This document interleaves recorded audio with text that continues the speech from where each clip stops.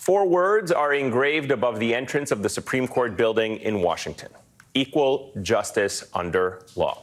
A simple four-word phrase that, while America has certainly never achieved this goal, charges the courts to strive for it, to work for it. On Monday, inside of that building, that very same one, the court's conservative supermajority made a mockery of it. In the appropriately named case Trump versus the United States, the court essentially ruled that American presidents do not have to obey the law when conducting official presidential acts. The ruling handed a huge win to Donald Trump, giving him immunity for some of his conduct as president in his federal election interference case and putting special counsel Jack Smith's case in serious jeopardy. While Trump was obviously ecstatic with the ruling, posting "big win for our Constitution and democracy, proud to be an American," Justice Ketanji Brown Jackson's dissent called the ruling a five-alarm fire that threatens to consume democratic self-governance. Even some conservative legal scholars are criticizing the ruling, noting that it seriously violates the principle of originalism that the conservative justices all claim to abide by. But it also contradicts what some of these conservative justices have actually argued in the past.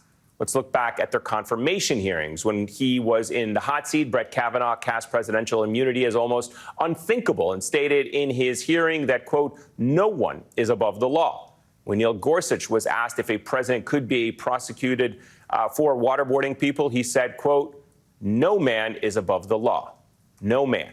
Amy Coney Barrett stated that no one is above the law, not once, not twice, but three times. And Chief Justice John Roberts said that, quote, "no one is above the law under our system, and that includes the president." Quite the change of heart. While criticism of this ruling has rightly pointed out the absurd levels of power it gives the president, it also puts into focus the excessive power in the hands of that institution, the courts itself. And as we worry about America backsliding into authoritarianism under a second Donald Trump administration, it is important to understand the role of the courts have played in other countries that have already started their backslide. In a New York Times Magazine piece last year, writer Emily Bazelon raised the question of how much power should the courts have. She explored countries throughout the past 20 years, such as Hungary, Poland, Turkey, and Venezuela, where a key step toward one-party rule and a weakened democracy has been to diminish the judiciary. In this country, though, we appear to have the opposite problem. Bazelon writes, quote, "it is conceivable that the U.S. Supreme Court could help bring democracy to the brink, not because it is too weak, as other countries have experienced, but because it is too strong.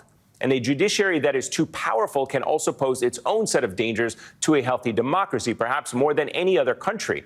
The United States has a system of judicial review that looks into place the court's interpretation of the meaning of the Constitution, even when it is out of step with the popular will." And that idea of the popular will is important here, and I want to focus on that for a second, because remember, three of the Supreme Court justices, Gorsuch, Kavanaugh, and Coney Barrett, were nominated by a president, Donald Trump, who lost the popular vote by almost 3 million votes. And they were confirmed to the court by senators representing less of the country's population and who had received fewer cumulative votes than senators who actually opposed their nomination. But that's not all. Two other justices, Roberts and Alito, were nominated by a president, George W. Bush, who also lost the popular vote before his first term in the White House. So think about it like this.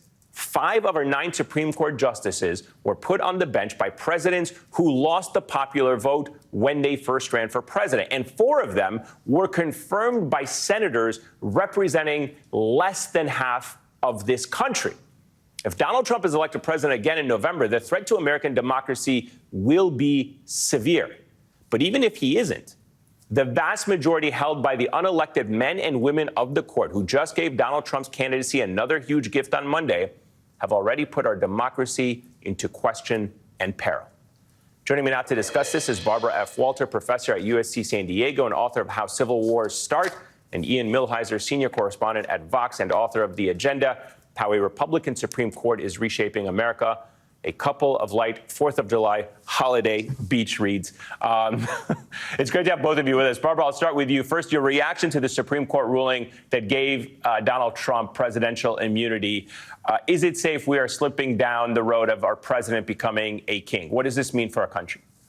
Yeah, I mean, first of all, I was not surprised. Anybody who knows the makeup of this court and has watched the various rulings that have come down from Republican appointed justices starting in 2013 with the Voting Rights Act, knows that this is a court that has a very conservative agenda, and their rulings are in some ways anti-democratic. As you said, they do not represent a majority of Americans. 62% of Americans favor a woman's right to have an abortion under most or all circumstances. 62%. That's across this country, and yet this Supreme Court overturned Roe v. Wade, a deeply unpopular ruling. And you look at the Voting Rights Act, which they gutted. If you look at what they just did with the EPA, environmental reforms, when you survey young people, the young Americans, and you ask them what the most important issue is to them,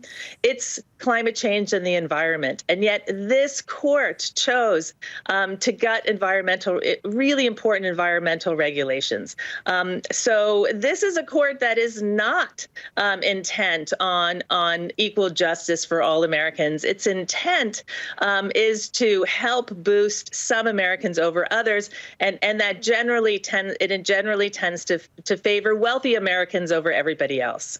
Yeah, wealthy and powerful Americans, yes. It seems. Ian, is the Supreme Court of the United States too powerful, to put it bluntly? And if so, why?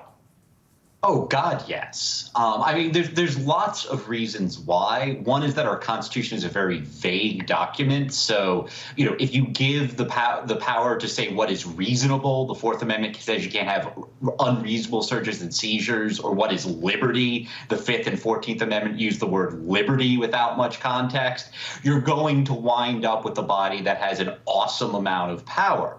The other problem is that they are political appointees. Many states, many countries, they either use merit selections to select justices. The French have a system where if you want to be a judge, you go to judge school, and then there's a civil service process where you move up in the ranks. And what doesn't happen is you don't have Republican presidents picking judges and justices because they know they will do what the Republican Party wants, or for that matter, Democratic presidents picking judges and justices because they know they will do what the Democratic Party wants. They serve for life. There's no accountability. And so you wind up with this court doing what it did in this Trump immunity case. It is such a part of our civic religion as Americans that no one is above the law that, you played the clips of the justices saying that when they were in their confirmation hearing. But it turns out once they get into office, nothing can keep them from doing whatever they want. Barbara, when it comes to democracy, obviously the Supreme Court has a lot of power, but there are structural problems with the way this unelected court, chosen by a president that did not have the popular vote, confirmed by a Senate that did not represent the majority of the country. These are structural flaws. Put aside all of the other problems that Ian was talking about in countries overseas, that you have term limits on the Supreme Court and the justices, that they can't be corrupted. We thought that our system would allow us to have judges that would not be co-opted by the wealthy class. And in fact, it's actually shielded them from any kind of accountability precisely for being co-opted by billionaires. Yes. Americans like to believe that we have the best democracy in the world. And we were at the forefront of building democracy around the world. But the reality is we have a democracy that is deeply undemocratic in ways that we know about. We have gerrymandering. We have big money in politics. We have a Senate and an electoral college that disproportionately favors rural states that are heavily white. Other countries don't have this. The healthy democracies like Denmark and Switzerland and Canada don't let our parties run their elections. They have an independent electoral commission. There are all of these ways that America's democracy has become weakened over time. And the biggest way that it's become weakened is because we've allowed money in politics. We are increasingly giving more power and more influence for those with money, and they have gladly taken this advantage. And the conservative justices claim to be originalists. They said in their confirmation hearings that presidents are not above the law. Are you surprised that, trampled originalism and the idea that the presidents aren't above the law are now the norms as a result of this decision? No, three of the current. Oh, sorry, Barbara. Ian, go ahead. I'll get your thoughts, Barbara, as well. Go ahead, Ian. Sure thing. I mean, I'm not surprised that they abandon originalism. They abandon originalism all the time. I mean, the same Congress that wrote the 14th Amendment, which the Supreme Court used to strike down affirmative action, also created the Freedmen's Bureau, which was a giant affirmative action program. Right. So, these guys don't really believe in originalism. It's just a rhetorical trick. That said, I was really surprised by this Trump immunity decision. I knew these guys were right wing, and I expected them to string this out and delay Trump's trial. But it's such a part of our identity as Americans that no one is above the law that I never once thought they'd say the terrible things they said in this Trump immunity case. Barbara, your thoughts on that? Yeah, I mean, I guess the best twist you could put on this is maybe the current Supreme Court justices are deeply naive, but how can you not look down the game tree and see that if you give the president immunity, this is going to create incentives for every con artist in America to want to become president, because once you're president, you can do whatever you want. And then once they're there, to never, ever want to leave, because once you leave, you can be prosecuted. It creates such deeply, deeply bad incentives that it's just beyond me how they couldn't have anticipated this. Yeah, and I think for me, as somebody who's not a lawyer, but just somebody as a layman, you look at it and say the president can now start offering bribes or offering pardons to anyone who wants to offer him a bribe. It is an official act, which the Supreme Court says is within his power to do so. What is there to stop a future president from a wink and a nod to someone to say, hey, if you want a pardon, you know what I need you to do for me, and just go get it done. So I think we have unopened a Pandora's box. Ian, what happens now with the special counsel's election interference case? Well, the procedural niceties of it is that it goes back down to the trial judge. The trial judge will figure out what Trump is immune for, what evidence can be admitted, what evidence can't be admitted. And I mean, as a lawyer, I can come up with good arguments that this case can still move forward. But I think if you read an opinion like Trump v. U.S. and try to parse it like an attorney, where you look at the words and try to figure out what the legal rule is, you're doing it wrong. Once the court says that the president is above the law, we are operating in a world where legal principles do not exist. All right, Barbara and Ian, please stick around. We've got a little bit more to discuss with you, because next up, it is not bribery, it is bribery light. Did the Supreme Court rule in favor of corruption? We'll explain that. To improve your digital security, just turn on NordVPN. Guard yourself from data snoopers, encrypt your online traffic, and block malicious sites. Get the deal now. Did you know that old-fashioned laundry detergent can contain up to 80% water? We at EarthBreeze created our dissolvable laundry detergent because we already have water. We even have a money-back guarantee. It's time to switch to EarthBreeze at earthbreeze.com. This is Kathy. She's about to see her dentist. She's afraid. Not because of the drill, but because of the bill. A big bill. But Kathy doesn't need to be afraid, and neither do you, thanks to affordable dental insurance from Physicians Mutual Insurance Company. It's easy to get this coverage. Don't believe me? Call or go online for all the details. You could even have this free information kit. This isn't a discount plan or preventive-only coverage. This is real dental insurance. It helps pay for over 400 procedures. That's a lot. I'm talking cleanings, fillings, crowns, bridges, root canals, even dentures. Bottom line, you'll have help paying for routine care and expensive major work. But if you want deductibles, forget it. There aren't any. No annual maximum either. Plus, you can see any dentist you want. Stop fearing the big bill. Start saving at the dentist. Call now or go to sendinfokit.com. Physicians Mutual, Physicians Mutual. Are you certain that's just the wind? Mm-hmm. Are you for imprint certain? Certainty matters. When you order promo products for your next event, you'll need to be absolutely certain they arrive on time. That's why you choose 4imprint. Experts who'll get it done right. Delivered on time, guaranteed. Count on certainty at 4imprint.com. 4imprint, for certain.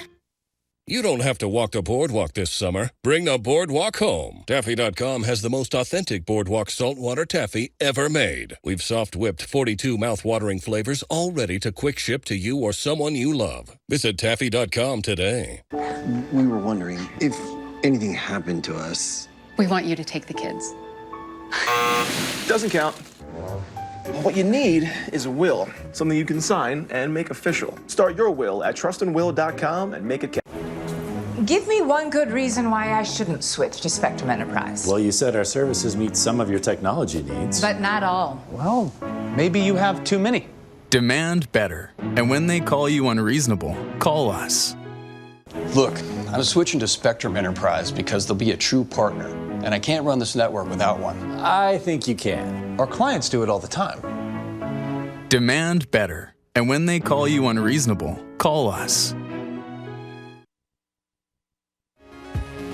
Spectrum Advanced Wi-Fi gives you more security and control over your home's network. Use the My Spectrum app to set up your Wi-Fi network name and password. Manage the devices on your network with the ability to see what's connected with Wi-Fi and rename devices to easily identify them for next time. Even control and schedule network access, so your network is only available to select devices when you want with Spectrum Advanced Wi-Fi. In what is possibly the most ironic ruling of this term, the Supreme Court's conservative justices basically said this: hey, if you are a government official, you can engage in a little bit of bribery if you want, and it is no big deal. It all started with a man named James Snyder, who was mayor of Portage, Indiana, back in 2014. And at the time, he approved the city's purchase of 5 garbage trucks from a trucking company to the tune of $1.1 million. After the contract was awarded, that same company cut Snyder a check for $13,000. Snyder claims that the money was a consulting fee, but federal prosecutors charged him with a violation, an anti-corruption statute violation. That statute is now a whole lot weaker after the Supreme Court overturned Snyder's bribery conviction, effectively ruling that state and local officials can actually accept certain gifts and payments, but only after the fact. Writing for the majority in Snyder versus the United States, Justice Brett Kavanaugh says that there is apparently a distinction between bribes and gratuities.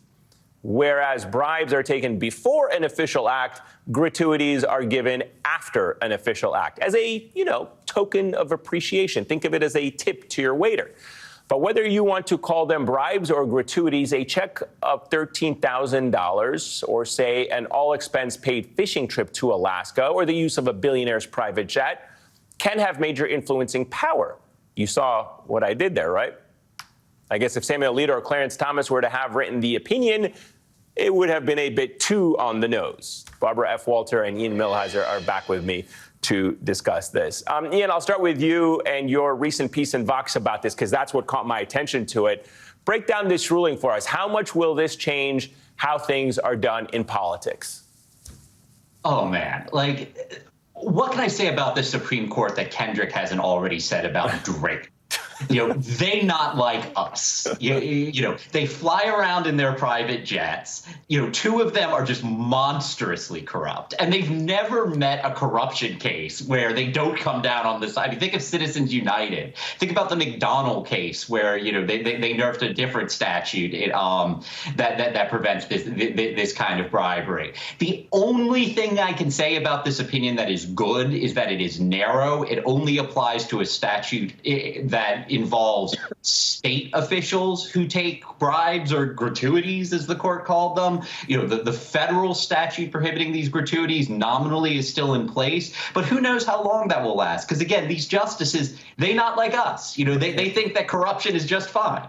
And also the idea that they think corruption is so black and white, Barbara. I mean, how dangerous is it to be able to legally give gifts to elected officials after they carry out a certain policies or award certain contracts? Because the incentive now is there. If I'm a government official in Ohio, I know that company, that garbage truck company, gave a gratuity to an official. Why would it not be, as a government official, incentivized to give them another contract, knowing, hey, guys, I know you did it for that guy. I expect it to be done to me as well. Yeah, timing does not matter at all. Like this is semantics, whether you get paid before you provide the service or you get paid after the service. You know, if someone comes and helps, fixes my house, it doesn't matter whether I pay him before he does the service or after. It's the same thing. And of course, the expectation is if you don't pay me afterwards, you're not going to get any more favors in the future. So it's such hair splitting, and it's so transparent. But, a bribe is a bribe, whether it comes before or after the service. And more importantly, I mean, to kind of stay on the waiter analogy here, if you go into a restaurant knowing that the waiter is expecting a tip, the waiter is going to be extra nice to you because he knows that the tip is coming. So my point again is, why would these justices, knowing that this incentivizes government officials now to award contracts or to behave in a certain way as a waiter would in a restaurant to get that tip, not realize that this is what they're unleashing? And the irony here, Ian, is that these are justices that we have reported on receiving gifts from individuals linked to organizations who have had businesses before the court. I mean, given the reporting we have seen about Justice Thomas's and Alito, shouldn't they have recused themselves from this case at all, not to even talk about a case involving gifts and receiving gifts from people? I mean, Thomas and Alito should resign. You can't fly all over the country on some billionaire's dime when you're a government employee. If they were a House staffer or a member of Congress, there is a gift limit of $50. So, like, every other government official isn't allowed to do this. Of course, they shouldn't be involved in this case. If you want to know why I think they did it, if you read Justice Kavanaugh's majority opinion, it has all of this language about, well, like, what if someone buys flowers for a government official, does them a nice thing, or like buys like a dinner gift card for their school teacher, something like that. Like, they give all of these innocuous examples. And I think what's going on is that Brett looks at this case and he looks over at Clarence and Sam and he has empathy for them. He doesn't want them to get in trouble because those are the people that, he identifies with. He's not thinking about the broader implications of what does this mean for the country. Barbara, Justice Ketanji Brown Jackson wrote a strong dissent in this case, saying, quote, "Officials who use their public positions for private gain threaten the integrity of our most important institutions." What do you see as the immediate and long-term ramifications of this ruling? We've touched on it right now, but where do we see this Pandora box leading to?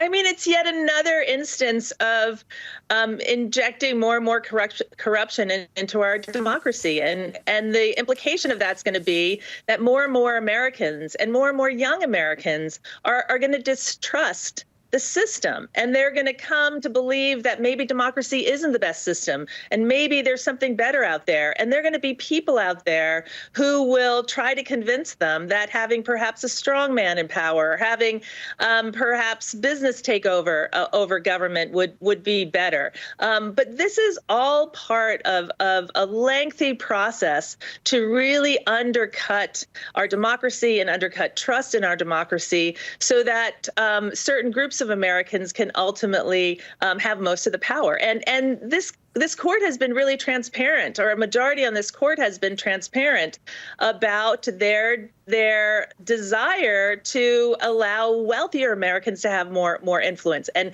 the big picture here on this ruling is it's just yet another way for wealthy people to influence policy outcomes. Ian, is there anything that Congress can do here? I mean, this Congress has proven itself to be completely inept with the Supreme Court on many levels, but is there, hypothetically speaking, something Congress can do? Is there an act that it can pass for them to try to put an end to this type of corruption on the Supreme Court? On the Supreme Court, I mean, there's lots of things you could do if you had, a large enough majority. So, like, the first thing that can happen is that this was just a decision interpreting a statute. So Congress could rewrite the statute to make it clear that if you take the bribe after the fact, it's still illegal and it's still a bribe. That's the first thing that can happen. But there's lots of other stuff that you could do. I mean, you can add seats to the Supreme Court and fill them with Biden appointees or whoever's the president's appointees if you have the votes to do that. You could take away almost the entire budget. You can't take away the justices' salaries, but you can take away their building and their law clerk and their staff. You can strip the court of much of its jurisdiction. There are lots of things Congress can do, but that depends on us electing a Congress in November that actually wants to rein in these justices. Yeah, it does not seem like anyone has been talking about that enough during the campaigns. Ian Millhiser, thank you so much. Barbara, stick around. Up next, we're going to talk about the stunning turn of events in some of these important elections around the world, in particular, France sending a clear message to the far right in that country.